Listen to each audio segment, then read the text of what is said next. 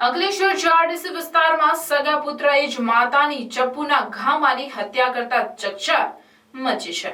પોલીસે આ મામલે હત્યારા પુત્રની ધરપકડ કરી કાયદેસરની કાર્યવાહી હાથ ધરી છે।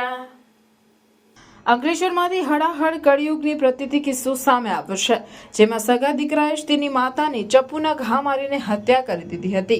આ ધૃણાસ્પદ ઘટનાની વિગતો જોઈએ તો અંકલેશ્વર જીઆઈડીસી વિસ્તારમાં આવેલ સંસ્કૃતિ ફ્લાવર એપાર્ટમેન્ટમાં રહેતા રણસિંહ ચૌધરીના 27 વર્ષીય પુત્ર સિદ્ધાંત ચૌધરીએ તેની માતા ઇન્દ્રાવતી ચૌધરીની ચપ્પુના ઘા મારી હત્યા કરી દીધી હતી। શનિવારે બપોરના સમયે સિદ્ધાંત અને તેની માતા ઘરે હતા, તે દરમિયાન બંને વચ્ચે કોઈ બાબતે બોલાચાલી થઈ હતી, જેમાં આવેશમાં આવી ગયેલા સિદ્ધાંતે તેની માતાને ચપ્પુના ઉપરા છાપરી ઘા મારી દીધા હતા અને મૃતદેહને બેડરૂમમાં મૂકી રાખ્યો હતો।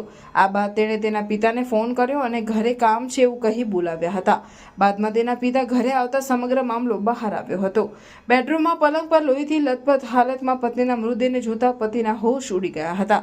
આ તરફ બનાવની જાણ થતાની સાથે જ અંકલેશ્વર જીઆઈડીસી પોલીસ મથકનો કાફલો ઘટના સ્થળે દોડી આવ્યો હતો અને મૃતકના મૃતદેહને પોસ્ટમોર્ટમ અર્થે હોસ્પિટલ ખસેડ્યો હતો। આ મામલે પોલીસે ભારતીય ન્યાય સંહિતાની વિવિધ કલમો હેઠળ ગુનો નોંધી હત્યારા પુત્રની ધરપકડ કરી કાયદેસરની કાર્યવાહી હાથ ધરી છે।